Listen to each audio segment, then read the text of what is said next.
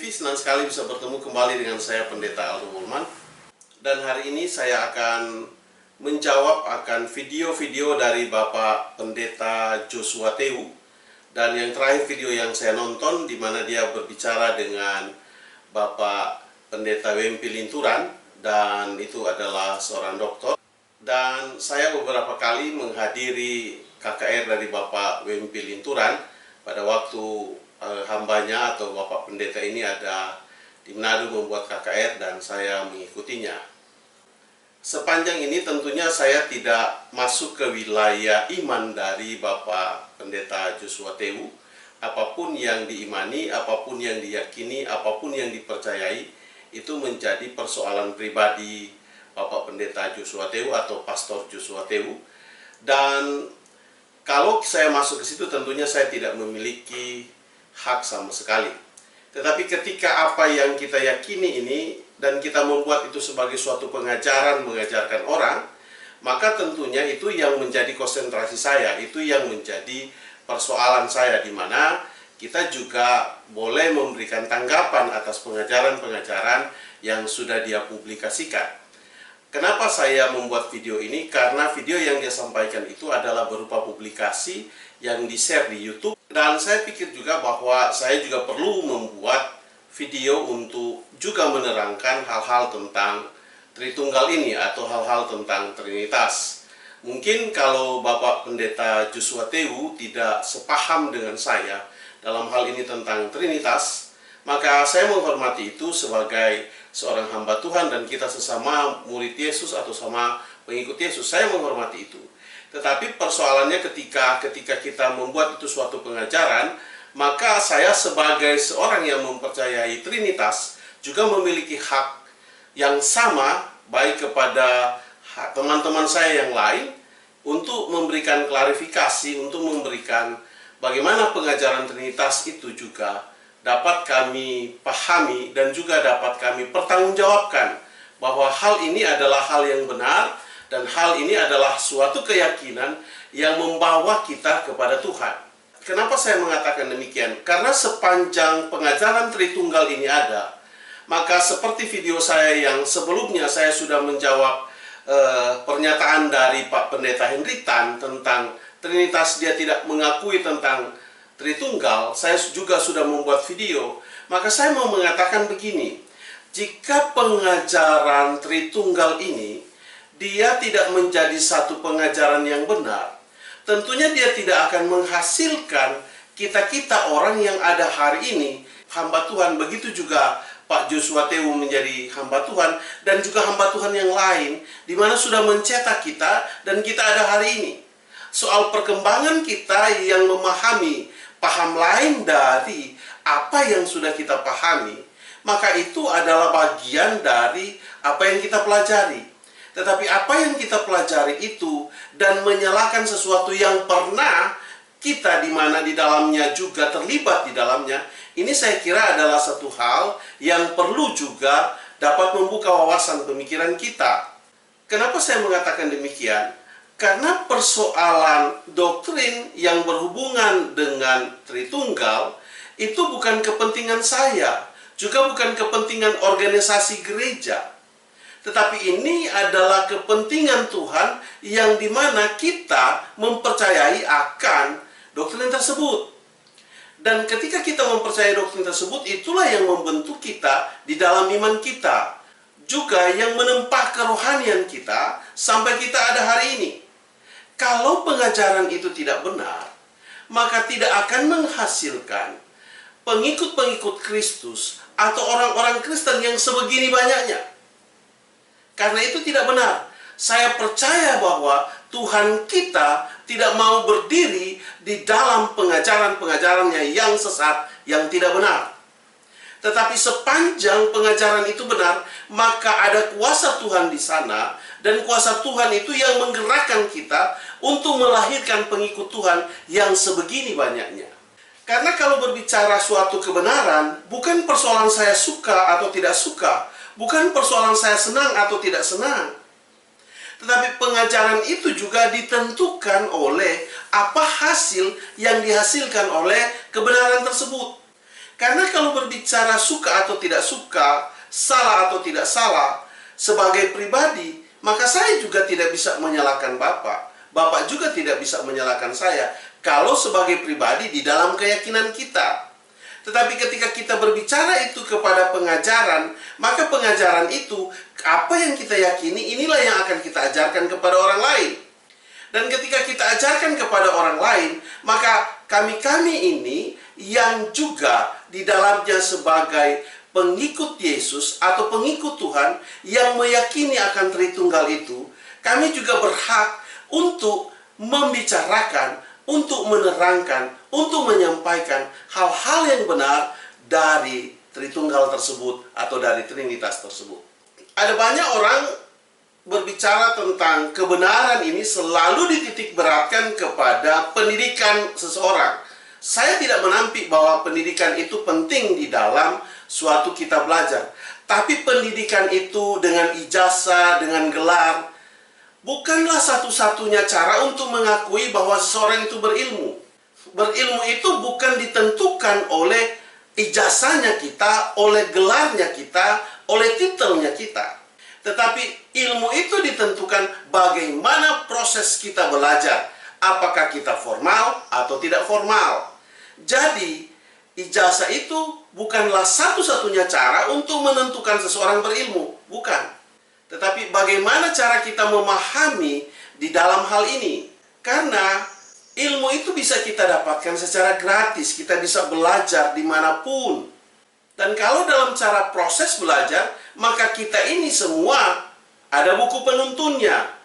Maka ditentukan kita baca buku apa, kita belajar buku apa, kita mengerti firman seperti apa, itu yang ditentukan. Jadi bukan ijazah. Oleh sebab itu, maka saya mau mengatakan bahwa apa yang saya sampaikan ini saya bertanggung jawab terhadap penyampaian saya ini. Oleh sebab itu, mari kita melihat bahwa apa yang diyakini oleh Bapak Pendeta Joshua Tewu itu adalah persoalan pribadi. Tapi ketika Bapak mengajarkan, itu menjadi persoalan kita semua. Artinya ketika Bapak mengatakan bahwa yang benar itu adalah pengajaran Bapak, di mana mempercayai Tuhan atau Allah yang esa, maka kami juga harus menerangkan hal itu. Tidak ada orang Kristen sampai hari ini mempercayai Tuhannya itu tiga. Tidak ada. Dan saya mau mengatakan, saya tidak percaya juga kepada Tuhan saya yang tiga. Tapi saya mempercayai Tuhan saya adalah Tuhan yang esa. Kenapa? Karena itu tercatat di dalam Alkitab. Di dalam Ulangan pasalnya yang ke-6 ayatnya yang ke-4. Dengarkanlah hai orang Israel, Tuhan itu Allah kita, Tuhan itu esa. Dalam hal ini saya mau katakan saya mempercayai Tuhan itu esa, satu, tidak banyak. Tetapi saya menggunakan data Alkitab untuk menjawab Bapak, sebagaimana Bapak mengatakan bahwa Bapak menggunakan data Alkitab untuk menerangkan bahwa Tuhan itu esa. Karena Bapak mengatakan bahwa itu istilah yang tidak terdapat di dalam Alkitab. Ketika kita mengatakan bahwa Tritunggal itu tidak ada di dalam Alkitab, itu istilah yang tidak terdapat di dalam Alkitab. Maka sebagaimana Bapak katakan bahwa Allah itu ada dalam manifestasi, maka manifestasi itu juga tidak terdapat di dalam Alkitab. Itu istilah yang Bapak ambil sendiri. Jadi kalau kita mengkomparasikan antara dua istilah ini, maka kedua-duanya itu tidak ada di dalam Alkitab tertulis secara letterlet di situ. Tetapi bagian kita menerangkan bagaimana itu sampai masuk menjadi manifestasi, itu adalah bagian yang Bapak lakukan. Demikian halnya ketika sebagaimana saya mau menerangkan tentang Tritunggal itu masuk ke dalam suatu pengajaran yang kita akui dan kita imani, itu kan hanya bagaimana kita menerangkannya. Bagaimana kita mencari data yang sudah ada di dalamnya. Jadi data yang sudah ada di dalamnya itu bukanlah data yang kita mengada-ngada, tetapi kita melihat apa yang sudah ada di situ. Maka yang menjawab Bapak adalah data dari dalam Alkitab. Ketika Bapak menggugat bahwa apa yang disampaikan tentang Tritunggal dan pemahaman-pemahaman di dalam Tritunggal ini Bapak katakan bahwa itu adalah pendapat teologia atau pendapat teologi, maka yang Bapak sampaikan itu juga adalah pendapat teologi. Jadi tidak ada bedanya. Apa itu yang dimaksud dengan teologi? Karena teologi itu adalah pengetahuan tentang ketuhanan. Jadi ketika kita berbicara tentang ketuhanan, maka itu adalah persoalan teologi di dalamnya. Persoalan teologia di dalamnya. Mengenai sifat Allah, kepercayaan kepada Allah, dan agama. Terutama berdasarkan kepada kitab suci. Itu teologi. Dan yang Bapak sampaikan adalah hal-hal yang demikian. Jadi tidak mungkin kita mengambil data dari dalam Alkitab tanpa kita berteologi. Jadi data di dalam Alkitab kita itu yang mengharuskan kita berteologi. Jadi kalau apa yang Bapak sampaikan di dalam pengajaran Bapak, dan selalu Bapak katakan bahwa ini adalah hal dari dalam Alkitab, saya ambil ini adalah data dalam Alkitab, saya kira itu adalah hal yang keliru. Karena ketika kita mengambil data di dalam Alkitab dan kita menyampaikan itu sebagai suatu pengetahuan tentang Tuhan, dan Alkitab itu adalah kitab suci, maka di sana kita sedang berteologi. Atau apa yang kita sampaikan itu adalah pemahaman teologia. Karena kita menyampaikan itu menggunakan Alkitab sebagai data kita dalam penyampaian kita. Dan oleh sebab itu maka yang kita sampaikan itu adalah pemahaman tentang ketuhanan yang kita pelajari. Dan saya mengatakan bahwa Bapak juga berteologi sehubungan dengan Allah Esa yang Bapak sedang sampaikan hari-hari ini. Dan kembali lagi kita berbicara tentang persoalan ketuhanan ini. Kalau kita berbicara tentang persoalan ketuhanan ini, maka yang muncul pertama kali tentang ketuhanan ini di dalam data Alkitab itu terdapat di dalam Kejadian 1 ayat 1. Pada mulanya Allah. Jadi Allah itu sudah ada daripada mulanya. Kemudian dia yang menciptakan langit dan bumi. Karena ayat itu mengatakan pada mulanya Allah menciptakan langit dan bumi. Pertanyaannya adalah bagaimana caranya dia menciptakan? Pertama dia menciptakan langit dan bumi. Ketika sudah ada langit dan bumi, bagaimana cara dia membentuk langit dan bumi yang belum ada bentuk dalam ayatnya yang kedua? Maka di dalam ayatnya yang kedua dikatakan di sana adalah bumi belum berbentuk dan kosong, gelap gulita menutupi samudra raya, dan roh Allah melayang-layang di atas permukaan air. Jadi dia menciptakan itu dengan rohnya. Kenapa dengan rohnya? Karena bumi itu diliputi dengan air. Dan itu disebut sebagai roh Allah. Allah dari mana? Yaitu Allah yang menciptakan langit dan bumi. Allah yang menciptakan langit dan bumi itu memiliki roh. Pertanyaannya kedua, bagaimana cara melakukannya? Maka cara melakukannya ada di ayat yang ketiga.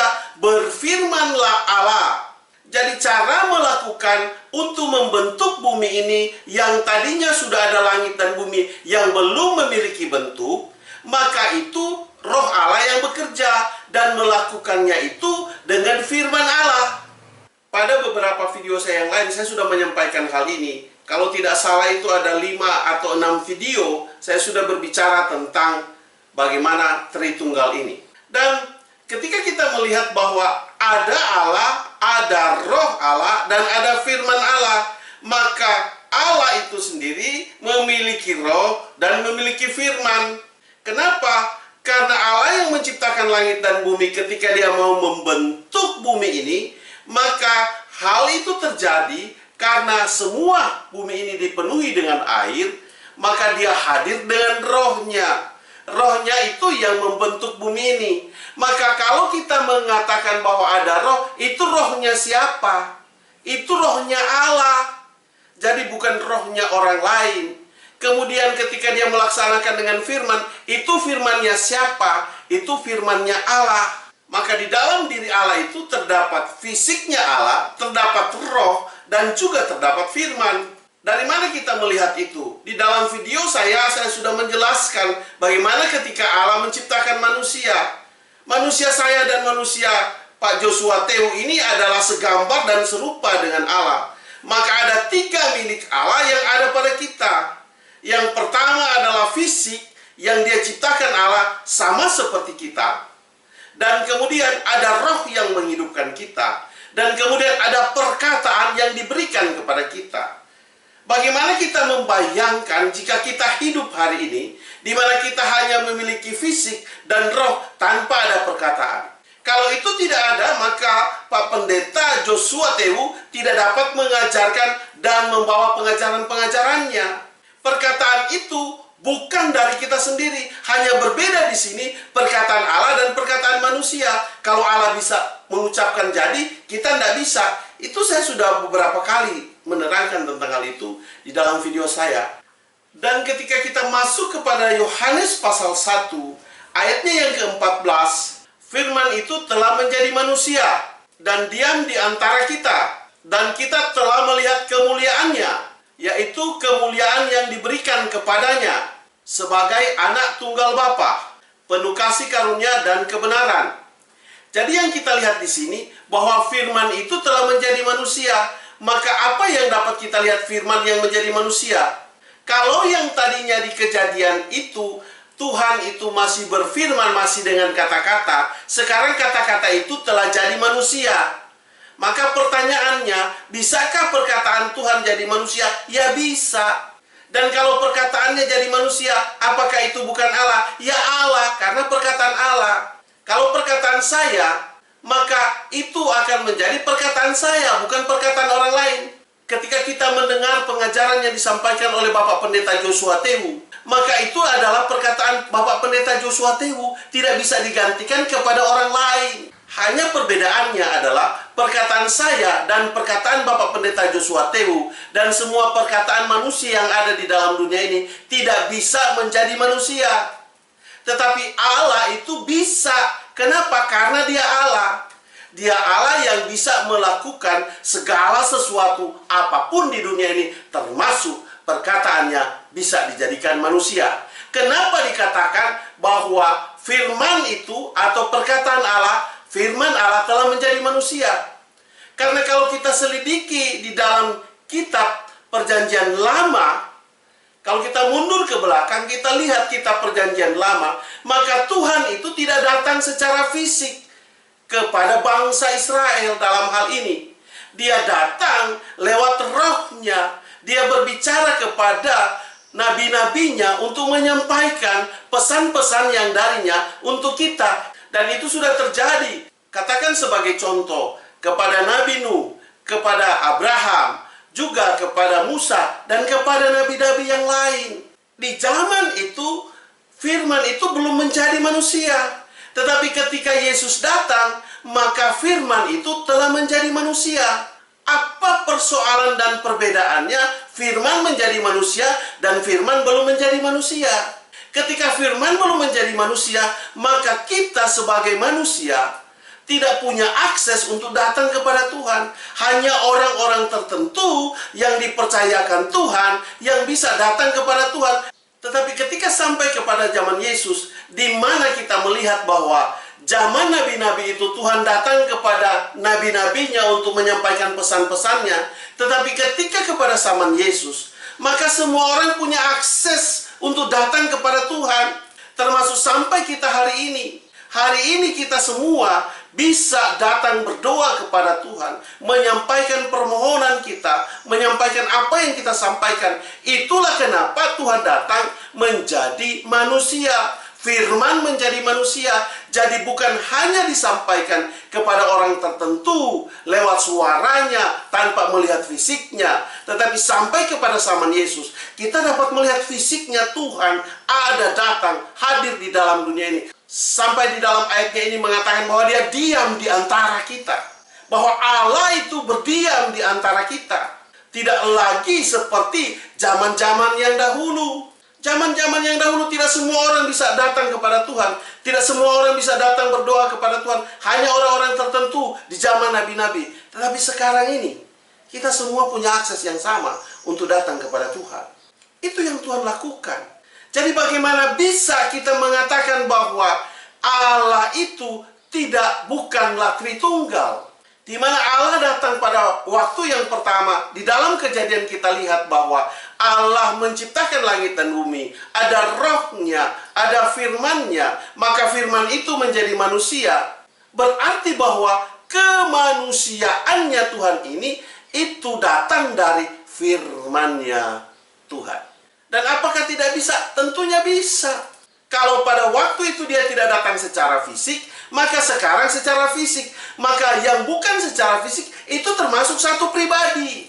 Dan ketika dia datang untuk menyatakan fisiknya sebagai Yesus, anaknya yang tunggal, itu juga sebagai pribadi.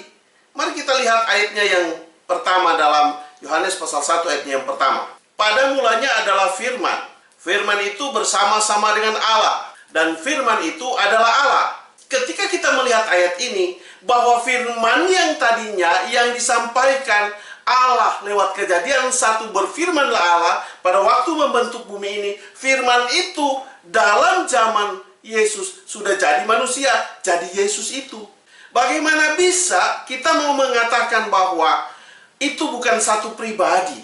Bagaimana bisa kita mengatakan bahwa ketika Allah datang kepada nabi-nabi sama nabi-nabi itu bukan sebagai pribadi, dan ketika Yesus ada sekarang ini bukan sebagai pribadi? Dua-dua itu adalah pribadi, datang dengan cara yang berbeda, dalam zaman yang berbeda. Oleh sebab itu kita tidak mengatakan Allah kita tiga, tapi pribadinya yang tiga. Dan untuk menjadi pribadi yang tiga, atau lebih dari tiga, itu persoalan yang mudah bagi Tuhan. Dia bisa jadi apa saja. Oleh sebab itu saya mau mengatakan, jangan membatasi Tuhan oleh karena apa yang kita pelajari, oleh karena pengetahuan kita. Tapi kita memahami Tuhan. Saya mengatakan ini juga berdasarkan data yang ada di dalam Alkitab. Apa yang sudah terjadi di dalam Alkitab. Di mana ketika Tuhan menciptakan langit dan bumi, Dia pada mulanya adalah Allah, dan kemudian Roh dan Firman. Itu ada. Sekarang Firman itu datang sebagai manusia. Menjadi manusia. Dia menjadi manusia sama dengan saya, menjadi pendeta. Sama dengan Pak Joshua Tehu menjadi pendeta. Seperti itu. Dan ketika saya menjadi pendeta, apakah bukan saya? Ya saya. Dan ketika Tuhan belum datang secara fisik, apakah bukan Dia? Ya Dia. Di situ perbedaannya. Kita harus melihat itu. Bahwa ketika Tuhan menjadi manusia, Allah menempatkan fisiknya kepada kita. Kenapa ini hal terjadi? Ini mengkonfirmasi tentang bagaimana kita mengatakan di dalam Kejadian 1 ayat 27 dan 26. Pada waktu Dia menciptakan manusia, Dia hadir secara fisik. Dan ketika Dia ada di dalam dunia ini, dan firman-Nya menjadi manusia, Dia hadir secara fisik. Itu mengkonfirmasi Kejadian pasal 1 ayatnya yang ke-27 dan ayatnya yang ke-26, di mana mengatakan bahwa baiklah kita menjadikan manusia menurut gambar dan rupa kita. Maka diciptakanlah manusia itu menurut gambar dan rupa Allah. Mana itu gambar dan rupa Allah?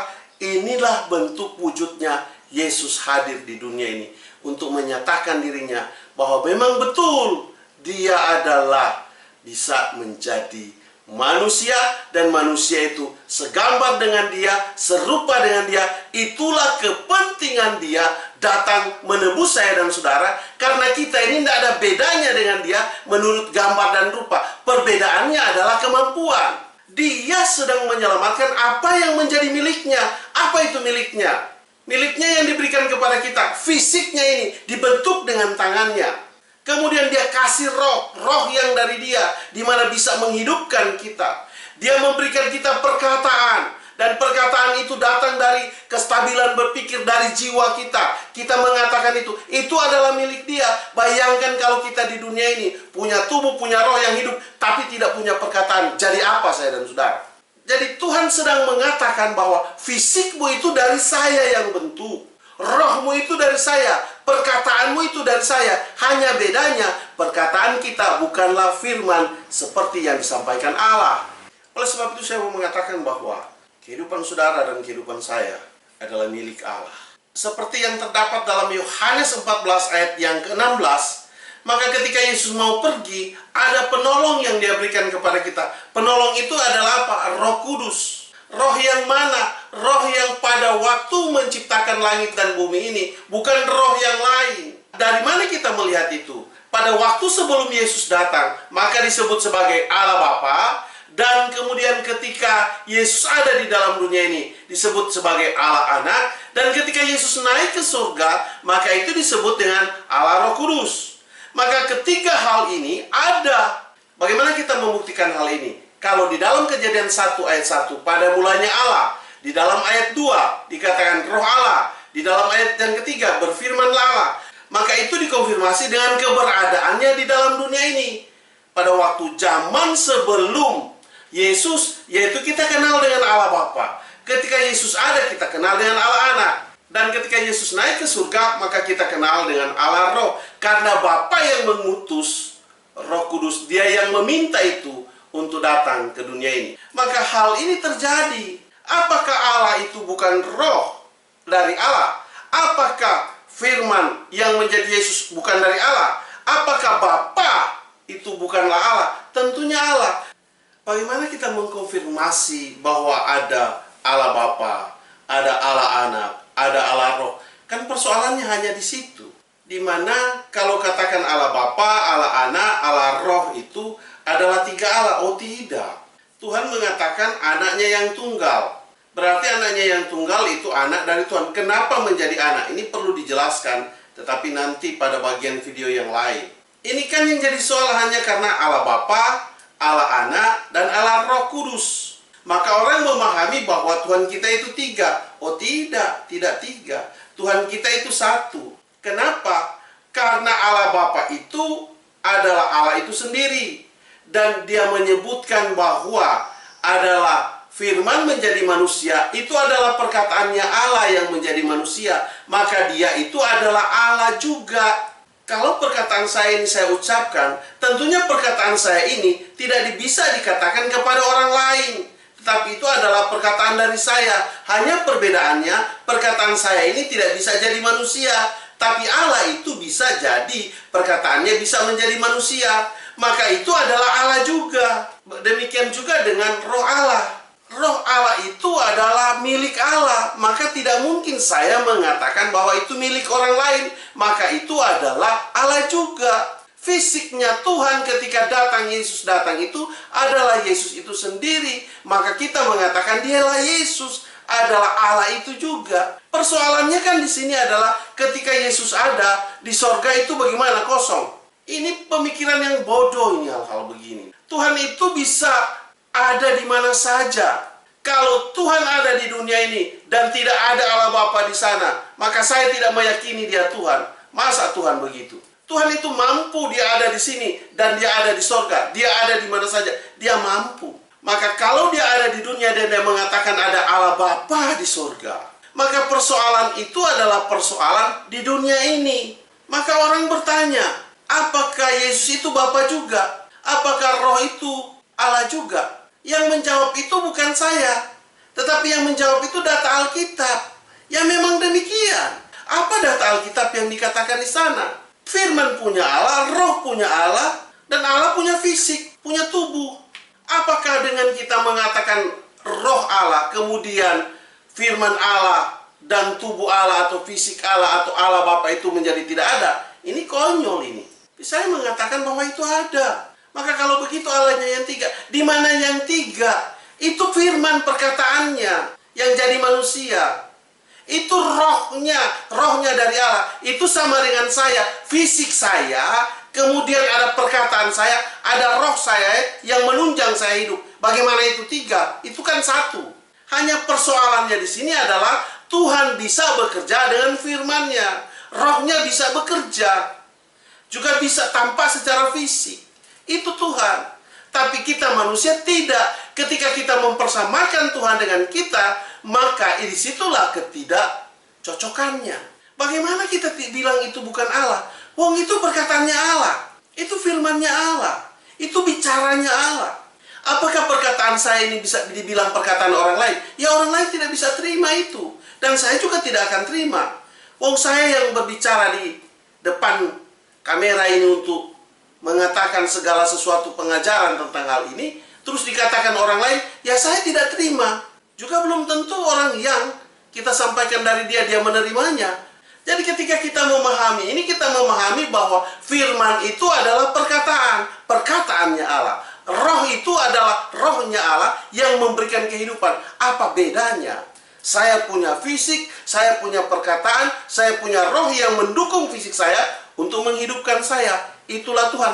Dan saya tidak satu. Tapi kesatuan tubuh saya ini, fisik saya ini terdiri dari 3, yaitu tubuh, jiwa, dan roh. Kalau kita sederhanakan seperti dalam firman Tuhan, maka di dalam diri saya ini terdapat fisik saya, terdapat roh saya, dan terdapat perkataan saya. Dan saya tidak satu, di dalam diri saya ada ketiga itu. Kalau saya ini hanya punya roh dan punya tubuh, tidak berkata-kata, tidak bisa menyampaikan perkataan, bagaimana? Atau tidak punya kestabilan berpikir untuk menyampaikan pendapat perkataan, maka saya akan disebut orang gila. Kalau saya cuma punya tubuh dan tidak punya roh, maka saya akan dikatakan maya. Jadi hidup kita itu tidak perkataan satu-satunya, tetapi ada yang mendukung di dalamnya, yaitu roh. Dan ada perkataan. Perkataan itu datang dari kestabilan berpikir kita. Begitulah cara kita memahami Tuhan. Karena itu ayat yang disampaikan. Nah, Tuhan itu digambarkan sebagai pribadi. Roh itu dikatakan pribadi. Dan firman itu dikatakan pribadi. Kenapa? Karena saya ini ada kepribadian saya.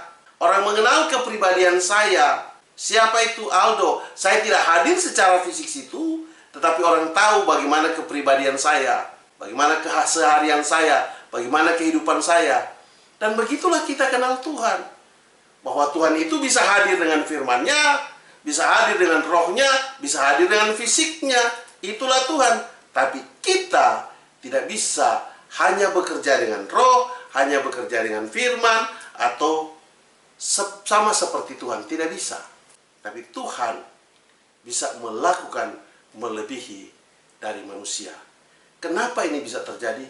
Karena Dia Tuhan. Kalau Dia tidak mampu melakukan itu, maka Dia bukan Tuhan dan saya tidak percaya. Video saya cukupkan sampai di sini. Nanti kita ketemu pada video selanjutnya. Dan saya akan masih menerangkan tentang hal ini untuk video-video selanjutnya. Tuhan memberkati kita. Semoga ini menjadi berkat. Dalam nama Yesus. Haleluya. Amin.